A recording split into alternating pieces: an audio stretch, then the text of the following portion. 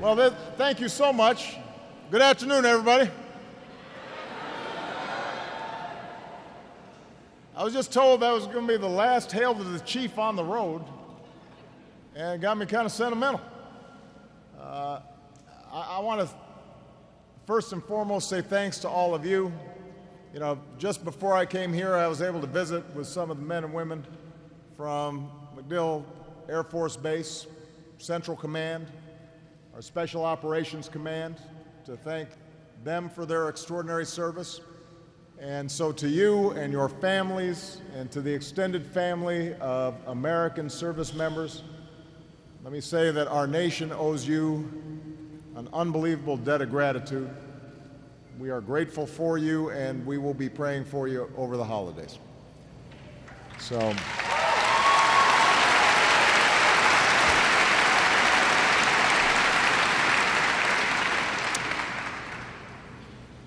as you know all too well, your mission and the course of history was changed after the 9/11 attacks. By the time I took office, the United States had been at war for 7 years. For 8 years that I've been in office, there has not been a day when a terrorist organization or some radicalized individual was not plotting to kill Americans. And on January 20th, I will become the first president of the United States to serve 2 full terms during a time of war.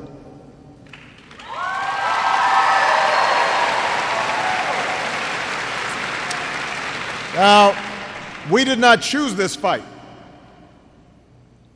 but once it came to us, the world saw the measure of our resolve.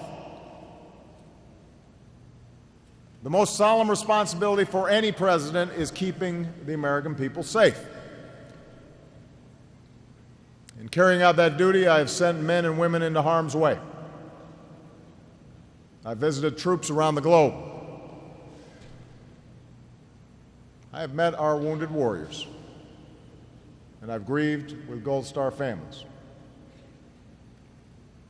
I know better than most that it is because of your service and your sacrifice that we have been able, during these 8 years, to protect our homeland, to strike crippling blows against terrorist networks, and fortify our friends and our allies.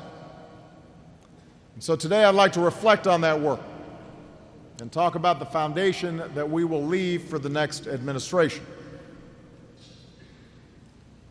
I came to this office with a set of core convictions that have guided me as Commander-in-Chief. I believe that the United States military can achieve any mission, that we are and must remain the strongest fighting force the world has ever known.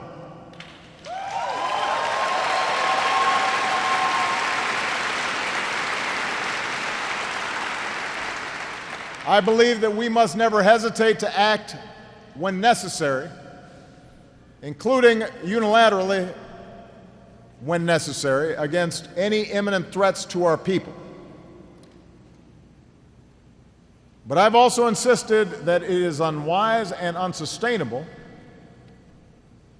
to ask our military to build nations on the other side of the world or resolve their internal conflicts, particularly in places where our forces become a magnet for terrorists and insurgencies.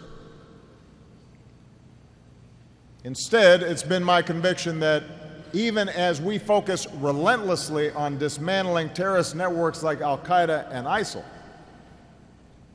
we should ask allies to do their share in the fight. And we should strengthen local partners who can provide lasting security. And these convictions guided the policies we pursued both in Iraq and Afghanistan. When I took office, the United States was focused overwhelmingly on Iraq, where nearly 150,000 American troops had spent years fighting an insurgency and helping to build a democratic government. Meanwhile, al-Qaeda had regrouped in the border region of Afghanistan and Pakistan and was actively planning attacks against our homeland. So we brought nearly 150,000 troops home from Iraq, consistent with the status of forces agreement negotiated by the previous administration.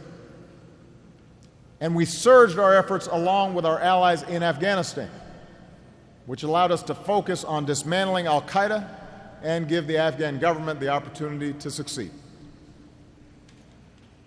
And this focus on al-Qaeda, the most dangerous threat to the United States at the time, paid dividends.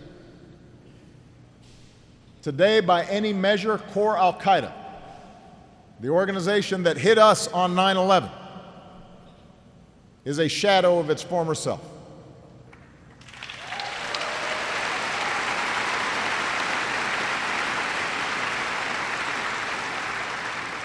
Plots directed from within Afghanistan and Pakistan have been consistently disrupted.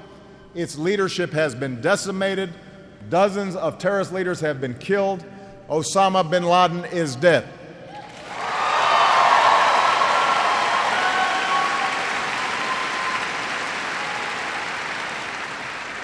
And importantly, we've built a counterterrorism capability that can sustain this pressure against any terrorist network in South Asia that might threaten the United States of America. That was because of the work of our outstanding service members. Moreover, that early decision to strengthen our efforts in Afghanistan allowed us to build the capacity of Afghans to secure and defend their own country. So today there are less than 10,000 American troops in Afghanistan. Instead of being in the lead against the Taliban, Americans are now supporting 320,000 Afghan security forces who are defending their communities and supporting our counterterrorism efforts. Now, I don't want to paint too rosy a picture. The situation in Afghanistan is still tough. War has been a part of life in Afghanistan for over 30 years. And the United States cannot eliminate the Taliban or end violence in that country.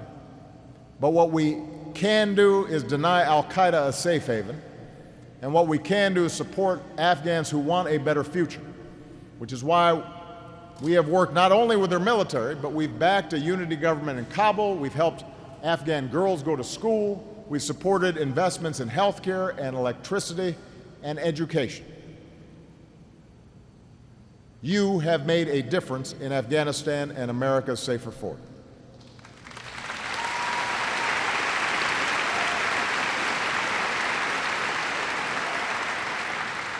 Of course, the terrorist threat was never restricted to South Asia or to Afghanistan or Pakistan.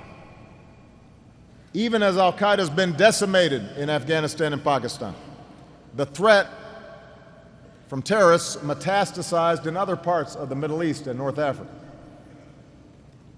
And most dangerously, we saw the emergence of ISIL, the successor to al-Qaeda in Iraq, which fights as both a terrorist network and an insurgency. There's been a debate about ISIL that's focused on whether a continued U.S. troop presence in Iraq back in 2011 could have stopped the threat of ISIL from growing.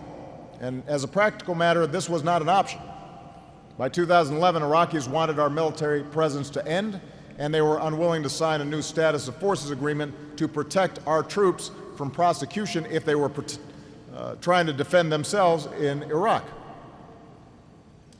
In addition, maintaining American troops in Iraq at the time could not have reversed the forces that contributed to ISIL's rise.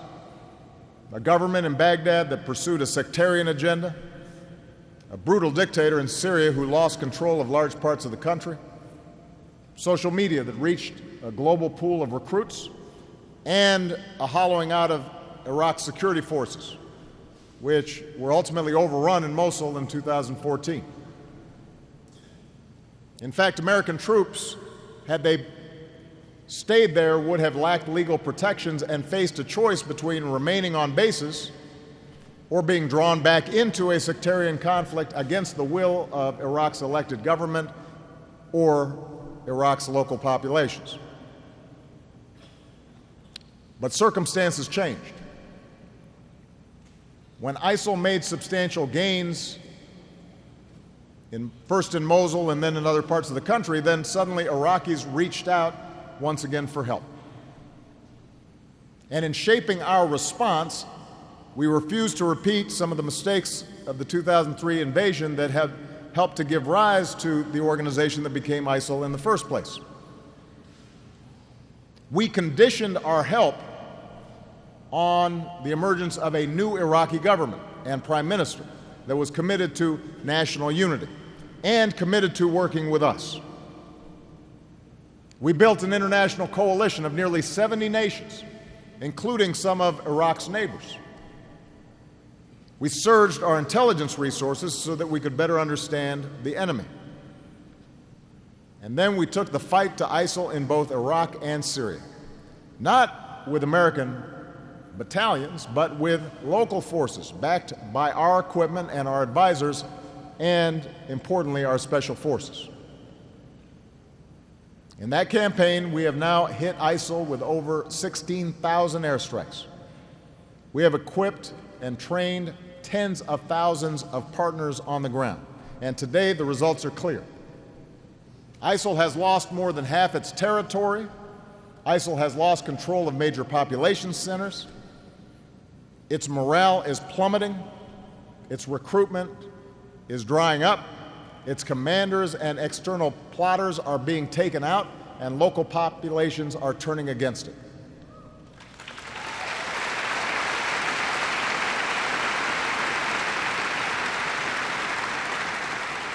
As we speak, ISIL faces an offensive on Mosul from Iraqi troops and coalition support. That's the largest remaining city that it controls. Meanwhile, in Syria, ISIL's self-declared capital in Raqqa is being squeezed.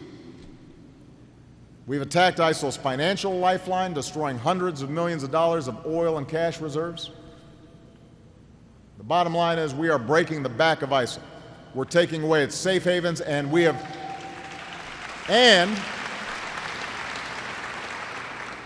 accomplished all this at a cost of $10 billion over 2 years, which is the same amount that we used to spend in 1 month at the height of the Iraq War. So the campaign against ISIL has been relentless, it has been sustainable, it has been multilateral. And it demonstrates a shift in how we've taken the fight to terrorists everywhere, from South Asia to the Sahel. Instead of pushing all of the burden onto American ground troops, instead of trying to mount invasions wherever terrorists appear, we've built a network of partners. In Libya, where U.S. air power has helped local militias dislodge a dangerous ISIL cell. In Mali, where U.S. logistics and intelligence support helped our French allies roll back al-Qaeda branches there. In Somalia, where U.S. operations support an African Union-led force and international peacekeepers. And in Yemen, where years of targeted strikes have degraded al-Qaeda in the peninsula. And these offensive efforts have buttressed a global effort to make it harder for terrorist networks to breach our defenses and spread their violent ideologies. Working with European allies who've suffered terrible attacks, we've strengthened intelligence sharing and cut in half the flow of foreign fighters to ISIL. We've worked with our tech sector to support efforts to push back on terrorist messages on social media that motivate people to kill. A recent study shows that ISIL's propaganda has been cut in half. We've launched a global engagement center to empower voices that are countering ISIL's perversion of Islam. And we're working closely with Muslim-majority partners from the Gulf to Southeast Asia. This is your work. We should take great pride in the progress that we've made over the last 8 years. That's the bottom line. No foreign terrorist organization has successfully planned and executed an attack on our homeland.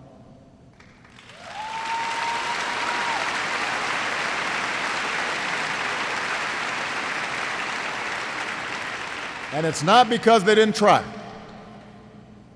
Plots have been disrupted, terrorists have been taken off the battlefield. And we've done this even as we drew down nearly 180,000 troops in harm's way in Iraq and Afghanistan. Today, there are just 15,000. New partnerships have been built. We've respected the rule of law. We've enlisted our values in this fight. And all of this progress is due to the service of millions of Americans like you in intelligence and in law enforcement, in homeland security, in diplomacy, in the armed services of the United States of America. It's thanks to you. Thanks to you.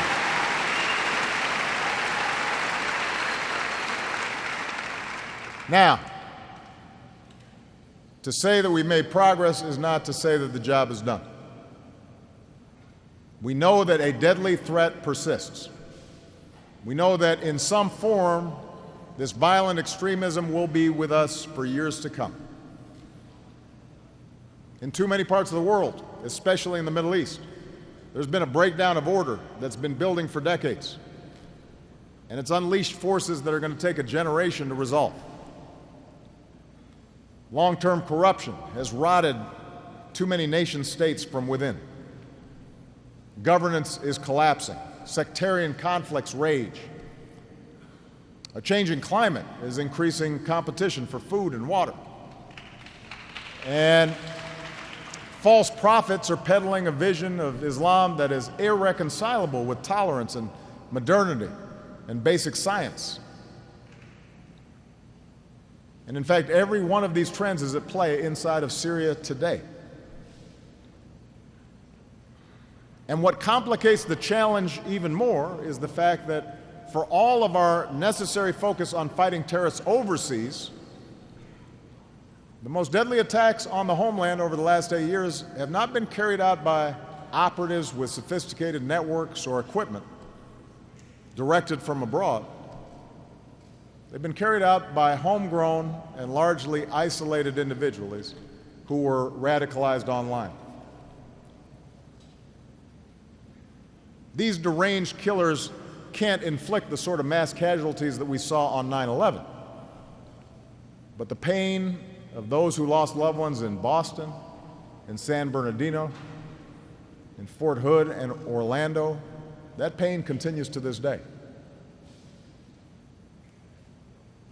And in some cases, it has stirred fear in our populations and threatens to change how we think about ourselves and our lives.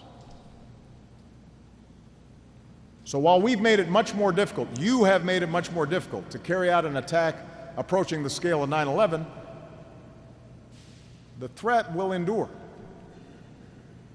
We will not achieve the kind of clearly defined victory comparable to those that we won in previous wars against nations. We won't have a scene of the Emperor of Japan and Douglas MacArthur and a surrender. And the reason we won't have that is because technology makes it impossible to completely shield impressionable minds from violent ideologies. And somebody who's trying to kill and willing to be killed is dangerous, particularly when we live in a country where it's very easy for that person to buy a very powerful weapon. So rather than offer false promises that we can eliminate terrorism by dropping more bombs or deploying more and more troops or fencing ourselves off from the rest of the world, we have to take a long view of the terrorist threat, and we have to pursue a smart strategy that can be sustained. In the time remaining, let me just suggest what I think should guide this approach. First of all, a sustainable counterterrorism strategy depends on keeping the threat in perspective. The terrorist threat is real and it is dangerous. But these terrorists want to cast themselves as the vanguard of a new world order. They are not. They are thugs and they are murderers, and they should be treated that way.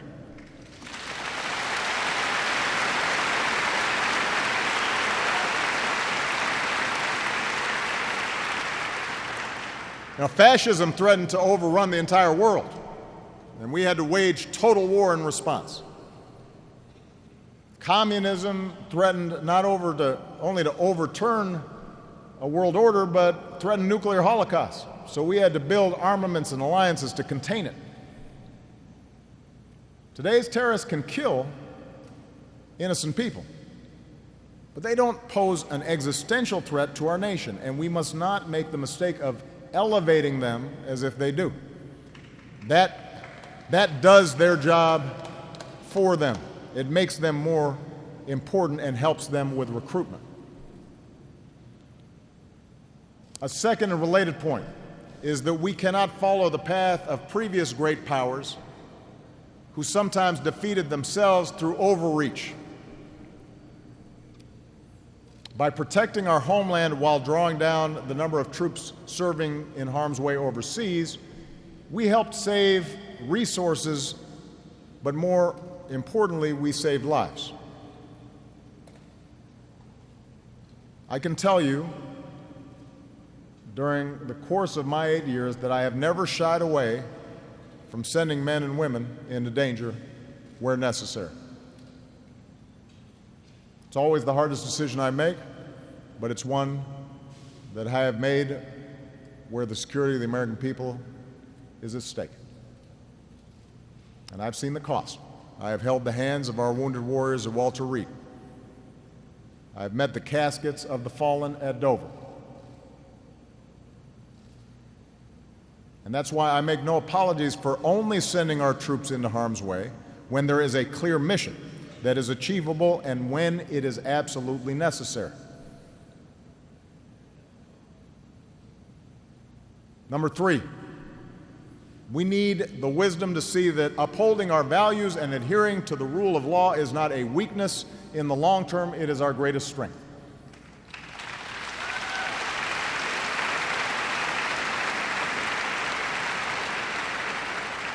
The whole objective of these terrorists is to scare us into changing the nature of who we are and our democracy.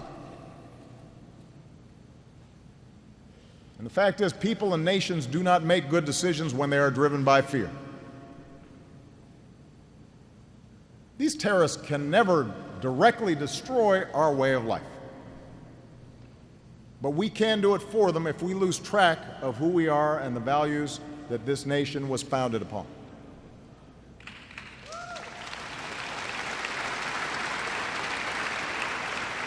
And I always remind myself that as Commander-in-Chief, I must protect our people, but I also swore an oath to defend our Constitution.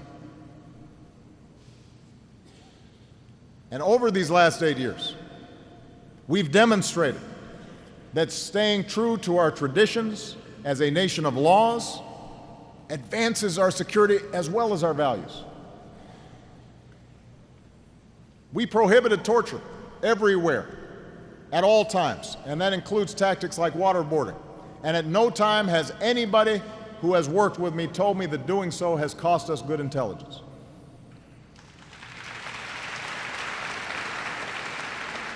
When we do capture terrorists, despite all the political rhetoric about the need to strip terrorists of their rights, our interrogation teams have obtained valuable information from terrorists without resorting to torture, without operating outside the law.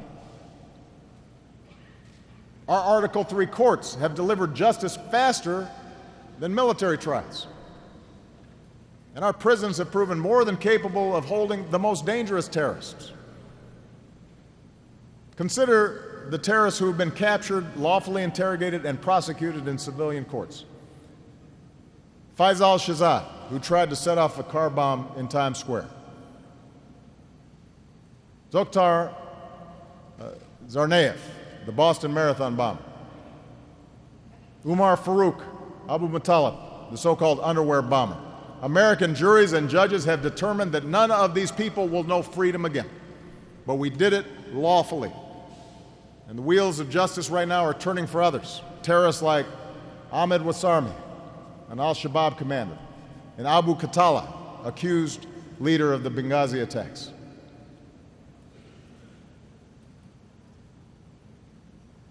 We can get these terrorists and stay true to who we are.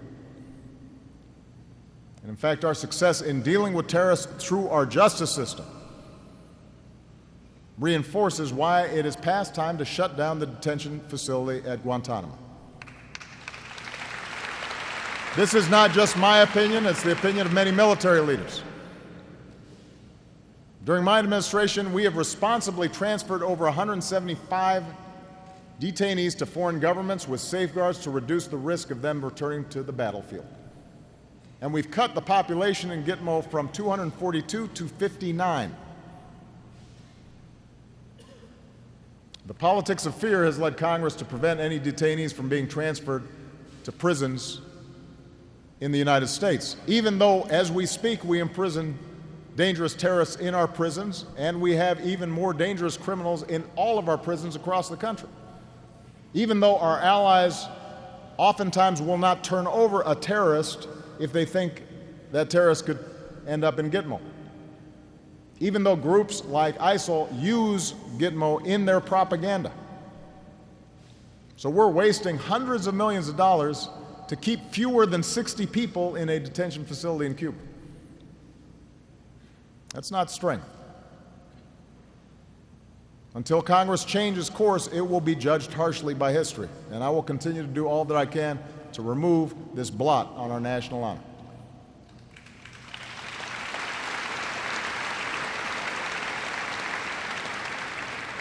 Number 4, we have to fight terrorists in a way that does not create more terrorists. For example, in a dangerous world, terrorists seek out places where it's often impossible to capture them or to count on local governments to do so. And that means the best option for us to get those terrorists becomes a targeted strike. So we have taken action. Under my command, including with drones, to remove terrorists from the battlefield, which protects our troops and has prevented real threats to the American people.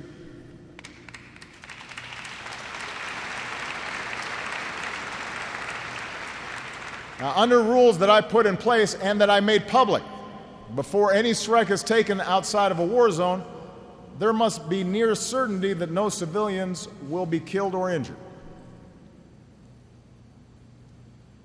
And while nothing is certain in any strike, and we have acknowledged that there are tragic instances where innocents have been killed by our strikes, this is the highest standard that we can set.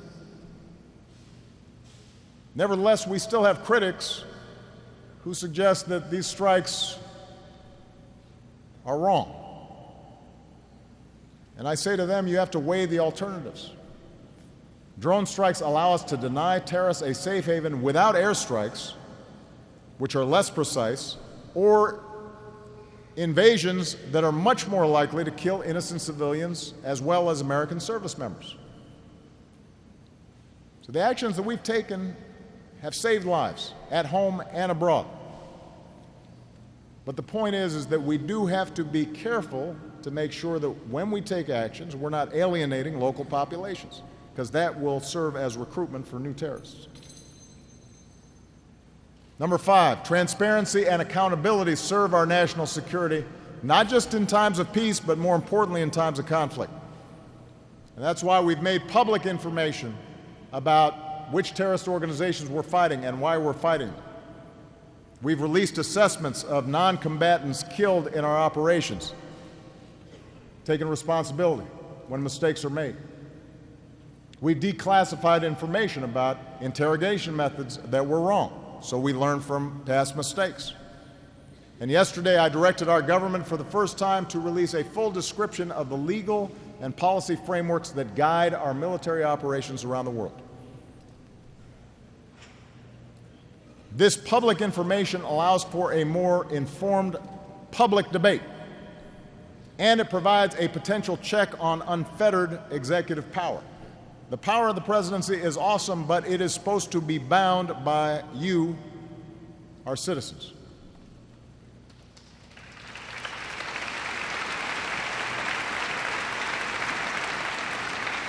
But here's the thing, that information doesn't mean anything. It doesn't work if the people's representatives in Congress don't do their jobs, if they're not paying attention. Right now, we are waging a war under authorities provided by Congress over 15 years ago. 15 years ago. I had no gray hair 15 years ago.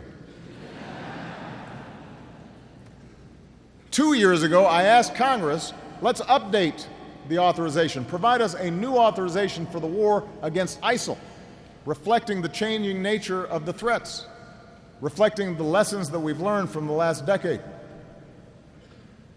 So far, Congress has refused to take a vote.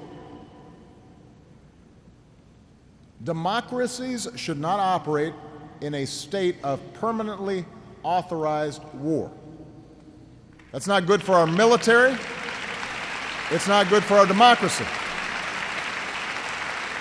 And by the way, part of the reason that's dangerous is because today, with our outstanding all-volunteer force, only 1% of the population is actually fighting. Which means that you are carrying the burden. Which means that it is important for us to know what it is that we're doing and have to explain what we're doing to the public, because it becomes too easy to just send 1% of the population out to do things, even if they're not well thought through. If a threat is serious enough to require the sacrifice of our men and women in uniform, then members of Congress should at least have the courage to make clear where they stand, not on the sidelines, not on cable TV shows, but by fulfilling their constitutional duty and authorizing the use of force against the threats that we face today. That's how democracies are supposed to work. Number 6, alongside our outstanding military work, we have to draw upon the strength of our diplomacy. Terrorists would love to see us walk away from the type of work that builds international coalitions and ends conflicts and stops the spread of deadly weapons. It would make life easier for them. It would be a tragic mistake for us. Just think about what we've done these last 8 years without firing a shot. We've rolled back Iran's nuclear program. That's not just my assessment. That's the assessment of Israeli intelligence, even though they were opposed to the deal. We've secured nuclear materials around the globe, reducing the risk that they fall into the hands of terrorists. We've eliminated Syria's declared chemical weapons program. All of these steps have helped keep us safe and helped keep our troops safe. Those are the result of diplomacy. And sustained diplomatic efforts, no matter how frustrating or difficult they sometimes appear, are going to be required to resolve the conflicts roiling in the Middle East, from Yemen to Syria to Israel and Palestine. And if we don't have strong efforts there, the more you will be called upon to clean up after the failure of diplomacy. Similarly, any long-term strategy to reduce the threat of terrorism depends on investments that strengthen some of these fragile societies. Our generals, our commanders understand this. This is not charity. It's fundamental to our national security. A dollar spent on development is worth a lot more than a dollar spent fighting a war. This is how we prevent conflicts from starting in the first place. This is how we can ensure that peace is lasting after we've fought.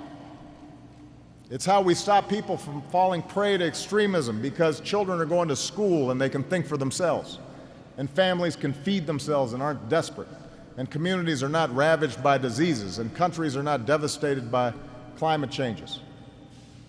As Americans, we have to see the value of empowering civil societies so that they're outlets for people's frustrations. And we have to support entrepreneurs who want to build businesses instead of destroying. We have to invest in young people because the areas that are generating terrorists are typically having a huge youth bulge, which makes them more dangerous. And there are times where we need to help refugees who've escaped the horrors of war in search of a better life.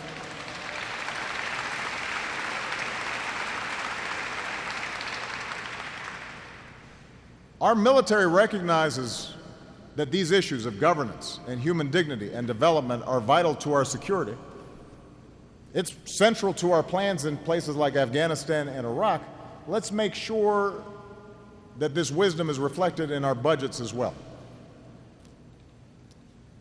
And finally, in this fight, we have to uphold the civil liberties that define us. Terrorists want us to turn on one another. And while defeating them requires us to draw upon the enormous capabilities of all of our governments, we have to make sure changes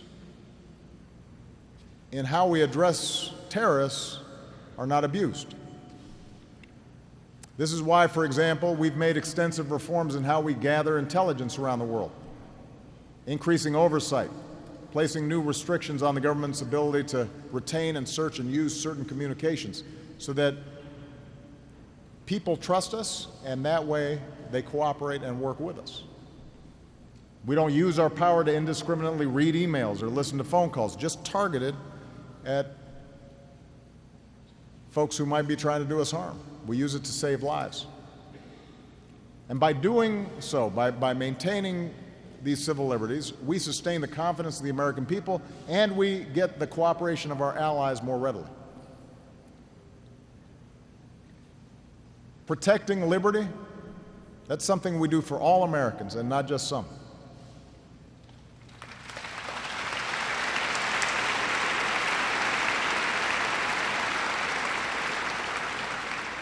We are fighting terrorists who claim to fight on behalf of Islam. But they do not speak for over 1 billion Muslims around the world. And they do not speak for American Muslims, including many who wear the uniform of the United States of America's military. If we stigmatize good, patriotic Muslims, that just feeds the terrorist narrative. It fuels the same false grievances that they use to motivate people to kill. If we act like this is a war between the United States and Islam, we're not just going to lose more Americans to terrorist attacks, but we'll also lose sight of the very principles we claim to defend. So let my final words to you, as your Commander-in-Chief, be a reminder of what it is that you're fighting for, what it is that we are fighting for. The United States of America is not a country that imposes religious tests as a price for freedom. We're a country that was founded so that people could practice their faith as they choose. The United States of America is not a place where some citizens have to withstand greater scrutiny or carry a special ID card or prove that they're not an enemy from within. We're a country that has bled and struggled and sacrificed against that kind of discrimination and arbitrary rule here in our own country and around the world. We're a nation that believes freedom can never be taken for granted and that each of us has a responsibility to sustain it. The universal right to speak your mind and to protest against authority, to live in a society that's open and free, that can criticize a president without retribution.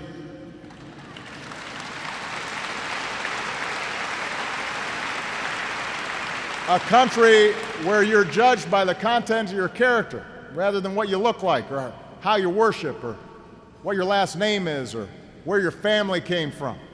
That's what separates us from tyrants and terrorists. We are a nation that stands for the rule of law and strengthens the laws of war. When the Nazis were defeated, we put them on trial.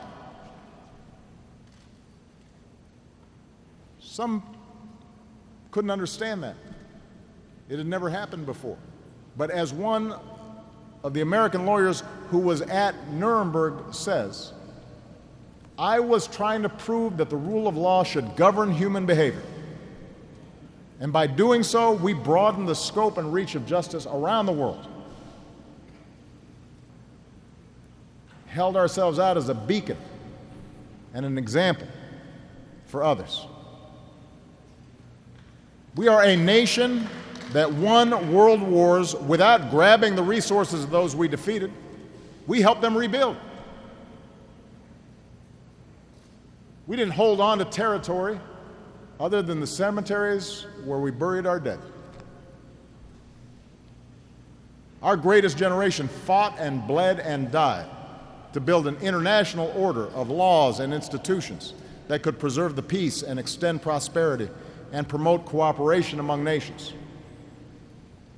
And for all of its imperfections, we depend on that international order to protect our own freedom. In other words, we are a nation that at our best has been defined by hope and not fear. A country that went through the crucible of a civil war to offer a new birth of freedom, that stormed the beaches of Normandy, climbed the hills of Iwo Jima, that saw ordinary people mobilize to extend the meaning of civil rights. That's who we are. That's what makes us stronger than any act of terror. Remember that history.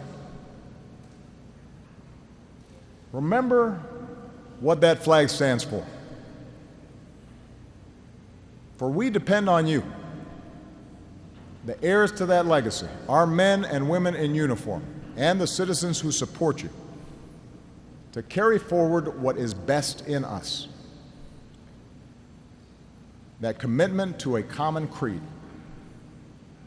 the confidence that right makes might, not the other way around.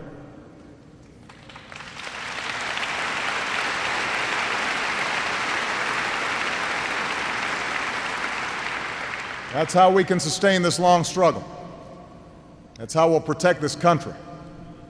That's how we'll protect our Constitution against all threats, foreign and domestic. I trust that you will fulfill that mission, as you have fulfilled all others. It has been the greatest honor of my life to serve as your Commander-in-Chief. I thank you for all that you've done and all that you will do in the future. May God bless you, may God bless our troops, and may God bless the United States of America.